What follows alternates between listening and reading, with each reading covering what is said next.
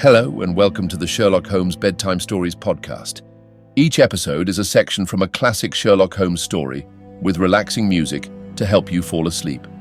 If you love the podcast and never miss an episode, please follow us on Spotify and Apple Podcasts and leave a 5-star rating. If our podcast has become a part of your bedtime routine, please consider supporting the show by clicking the link in the show notes. Our show is completely free, in part thanks to support from listeners like you. There are options to give one time or on a monthly basis. So sleep easier by clicking the Support This Podcast link in the show notes and become a supporter today. And as always, if you're enjoying the pod, please spread the word. Sharing with friends and family really does help. Thank you for joining us this evening.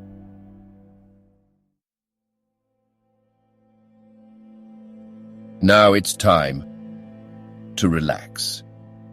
Let your body fall into a comfortable position in your bed and drift gently into a state of total relaxation with tonight's story. The Adventure of the Devil's Foot, Part 2.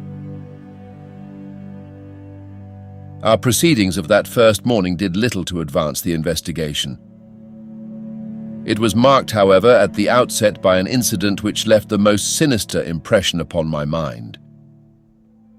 The approach to the spot at which the tragedy occurred is down a narrow, winding country lane. While we made our way along it, we heard the rattle of a carriage coming towards us and stood aside to let it pass. As it drove by us, I caught a glimpse through the closed window of a horribly contorted, grinning face glaring out at us. Those staring eyes and gnashing teeth flashed past us like a dreadful vision. "My brothers!" cried Mortimer Tregennis, white to his lips. "They are taking them to Helston." We looked with horror after the black carriage lumbering upon its way. Then we turned our steps towards this ill-omened house in which they had met their strange fate. It was a large and bright dwelling, rather a villa than a cottage, with a considerable garden which was already, in that Cornish air, well filled with spring flowers. Towards this garden the window of the sitting-room fronted, and from it, according to Mortimer Tregennis, must have come that thing of evil, which had by sheer horror in a single instant blasted their minds. Holmes walked slowly and thoughtfully among the flower plots and along the path before we entered the porch. So absorbed was he in his thoughts, I remember, that he stumbled over the watering pot, upset its contents, and deluged both our feet and the garden path. Inside the house we were met by the elderly Cornish housekeeper, Mrs. Porter, who, with the aid of a young girl, looked after the wants of the family. She readily answered all Holmes's questions. She had heard nothing in the night. Her employers had all been in excellent spirits lately, and she had never known them more cheerful and prosperous. She had fainted with horror upon entering the room in the morning and seeing that dreadful company round the table. She had, when she recovered, thrown open the window to let the morning air in and had run down to the lane, whence she sent a farm lad for the doctor. The lady was on her bed upstairs if we cared to see her. It took 4 strong men to get the brothers into the asylum carriage. She would not herself stay in the house another day and was starting that very afternoon to rejoin her family at St. Ives. We ascended the stairs and viewed the body. Miss Brenda Tregennis had been a very beautiful girl, though now verging upon middle age. Her dark, clear-cut face was handsome, even in death, but there still lingered upon it something of that convulsion of horror which had been her last human emotion. From her bedroom we descended to the sitting-room, where this strange tragedy had actually occurred. The charred ashes of the overnight fire lay in the grate. On the table were the 4 guttered and burned-out candles, with the cards scattered over its surface. The chairs had been moved back against the walls, but all else was as it had been the night before. Holmes paced with light, swift steps about the room. He sat in the various chairs, drawing them up and reconstructing their positions. He tested how much of the garden was visible. He examined the floor, the ceiling, and the fireplace, but never once did I see that sudden brightening of his eyes and tightening of his lips, which would have told me that he saw some gleam of light in this utter darkness. "Why a fire?" he asked once. Had they always a fire in this small room on a spring evening? Mortimer Tregennis explained that the night was cold and damp. For that reason, after his arrival, the fire was lit. "What are you going to do now, Mr. Holmes?" he asked. My friend smiled and laid his hand upon my arm. "I think, Watson, that I shall resume that course of tobacco poisoning which you have so often and so justly condemned," said he. "With your permission, gentlemen, we will now return to our cottage, for I am not aware that any new factor is likely to come to our notice here. I will turn the facts over in my mind, Mr. Tregennis, and should anything occur to me, I will certainly communicate with you and the vicar. In the meantime, I wish you both good morning." It was not until long after we were back in Poldhu Cottage that Holmes broke his complete and absorbed silence. He sat coiled in his armchair, his haggard and ascetic face hardly visible amid the blue swirl of his tobacco smoke, his black brows drawn down, his forehead contracted, his eyes vacant and far away. Finally, he laid down his pipe and sprang to his feet. "It won't do, Watson," said he with a laugh. "Let us walk along the cliffs together and search for flint arrows. We are more likely to find them than clues to this problem. To let the brain work without sufficient material is like racing an engine. It racks itself to pieces. The sea air, sunshine, and patience, Watson. All else will come. Now let us calmly define our position, Watson," he continued as we skirted the cliffs together. "Let us get a firm grip of the very little which we do know, so that when fresh facts arise, we may be ready to fit them into their places. I take it, in the first place, that neither of us is prepared to admit diabolical intrusions into the affairs of men. Let us begin by ruling that entirely out of our minds. Very good. There remain 3 persons who have been grievously stricken by some conscious or unconscious human agency. That is firm ground. Now, when did this occur? Evidently, assuming his narrative to be true, it was immediately after Mr. Mortimer Tregennis had left the room. That is a very important point. The presumption is that it was within a few minutes afterwards. The cards still lay upon the table. It was already past their usual hour for bed. Yet they had not changed their position or pushed back their chairs. I repeat then that the occurrence was immediately after his departure and not later than 11 o'clock last night. Our next obvious step is to check, so far as we can, the movements of Mortimer Tregennis after he left the room. In this there is no difficulty, and they seem to be above suspicion.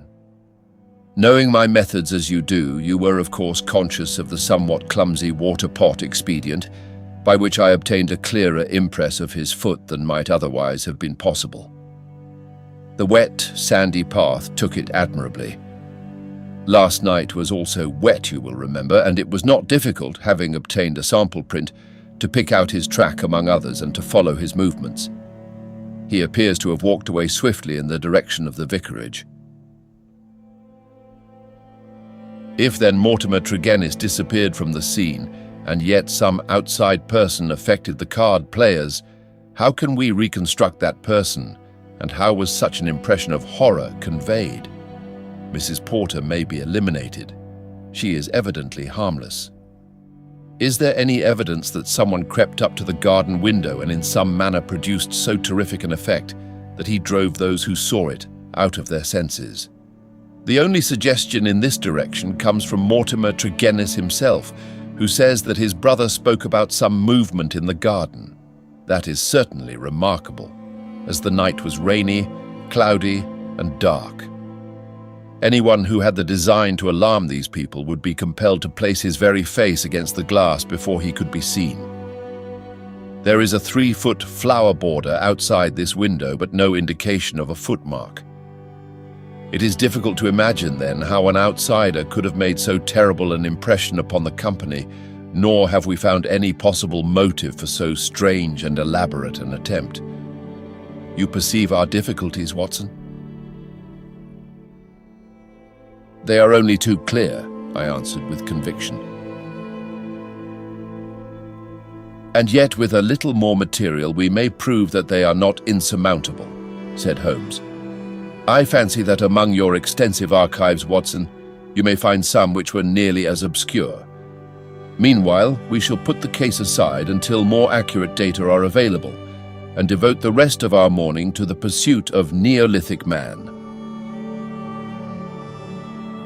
I may have commented upon my friend's power of mental detachment, but never have I wondered at it more than upon that spring morning in Cornwall, when for 2 hours he discoursed upon celts, arrowheads, and shards, as lightly as if no sinister mystery were waiting for his solution.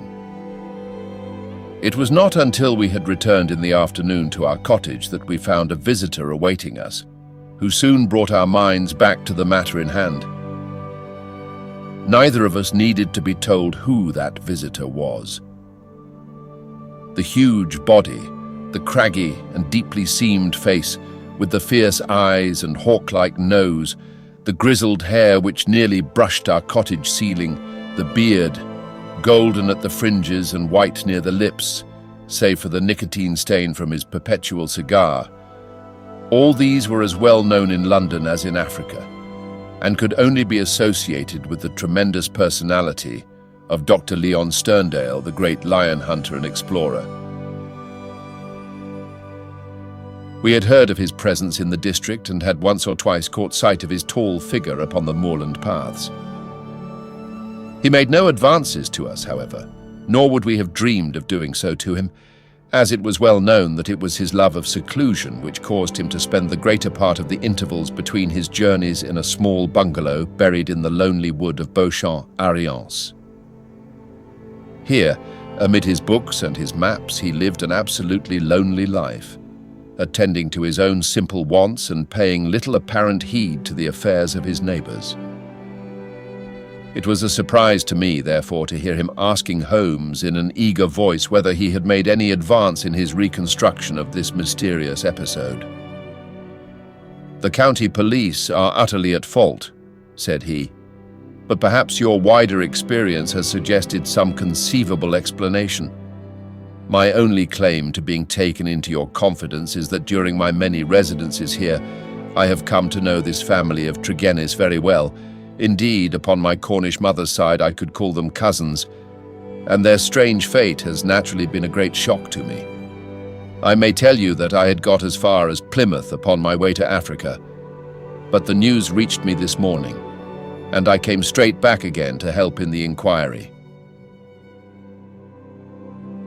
Holmes raised his eyebrows. "Did you lose your boat through it?" "I will take the next." "Dear me, that is friendship indeed." "I tell you they were relatives." "Quite so, cousins of your mother. Was your baggage aboard the ship?" "Some of it, but the main part at the hotel." "I see. But surely this event could not have found its way into the Plymouth morning papers." "No, sir, I had a telegram."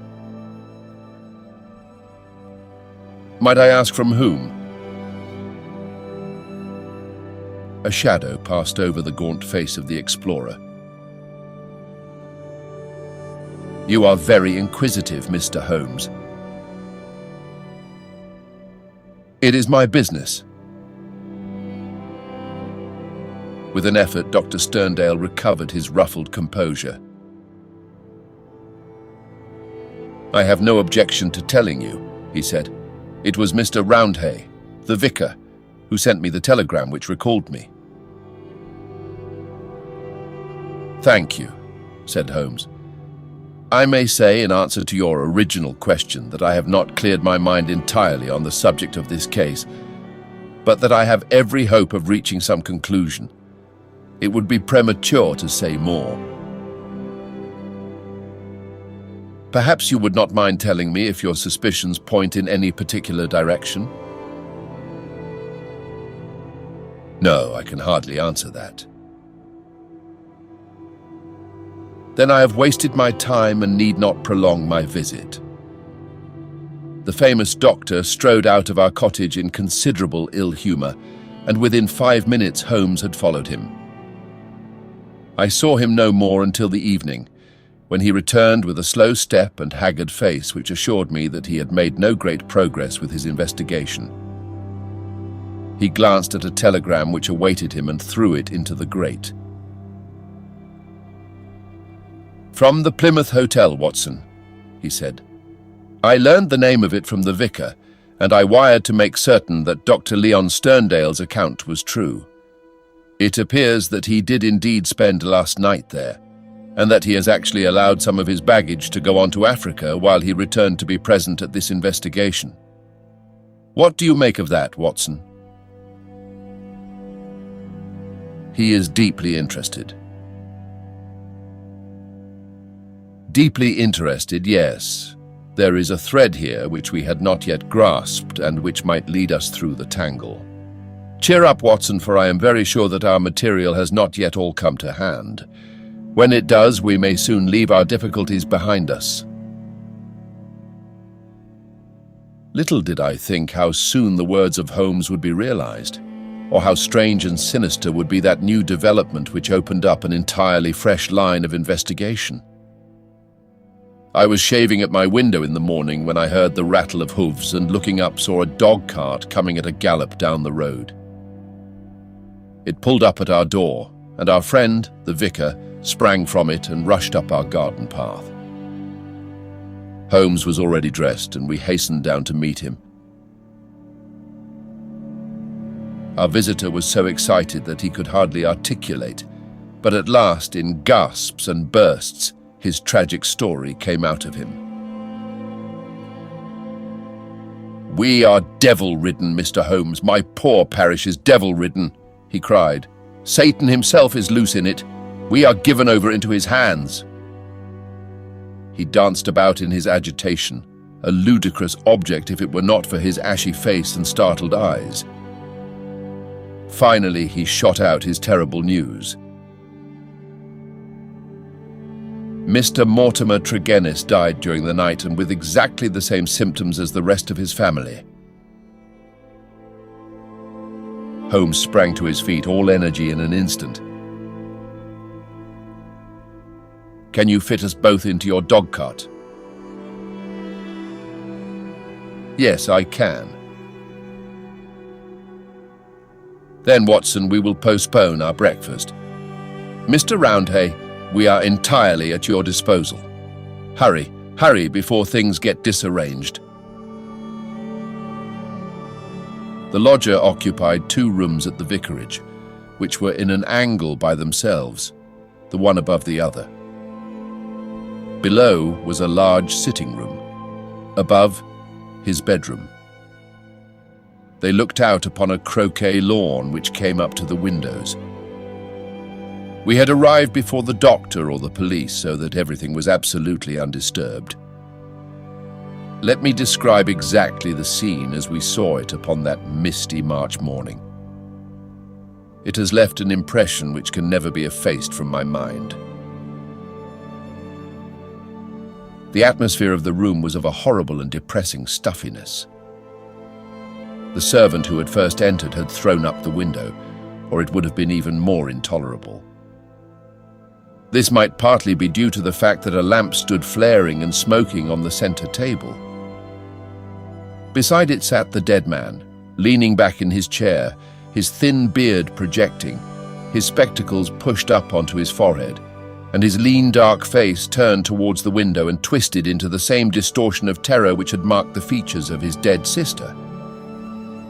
His limbs were convulsed, and his fingers contorted as though he had died in a very paroxysm of fear. He was fully clothed, though there were signs that his dressing had been done in a hurry. We had already learned that his bed had been slept in, and that the tragic end had come to him in the early morning. One realized the red-hot energy which underlay Holmes's phlegmatic exterior when one saw the sudden change which came over him from the moment that he entered the fatal apartment. In an instant, he was tense and alert, his eyes shining, his face set, his limbs quivering with eager activity. He was out on the lawn, in through the window, round the room, and up into the bedroom, for all the world like a dashing foxhound drawing a cover. In the bedroom, he made a rapid cast around and ended by throwing open the window, which appeared to give him some fresh cause for excitement, for he leaned out of it with loud ejaculations of interest and delight. Then he rushed down the stair, out through the open window, threw himself upon his face on the lawn, sprang up and into the room once more, all with the energy of the hunter who is at the very heels of his quarry. The lamp, which was an ordinary standard, he examined with minute care, making certain measurements upon its bowl. He carefully scrutinized with his lens the talc shield which covered the top of the chimney, and scraped off some ashes which adhered to its upper surface, putting some of them into an envelope, which he placed in his pocketbook. Finally, just as the doctor and the official police put in an appearance, he beckoned to the vicar, and we all three went out upon the lawn. "I am glad to say that my investigation has not been entirely barren," he remarked. "I cannot remain to discuss the matter with the police, but I should be exceedingly obliged, Mr. Roundhay, if you would give the inspector my compliments and direct his attention to the bedroom window and to the sitting-room lamp. Each is suggestive, and together they are almost conclusive. If the police would desire further information, I shall be happy to see any of them at the cottage. And now, Watson, I think that perhaps we shall be better employed elsewhere."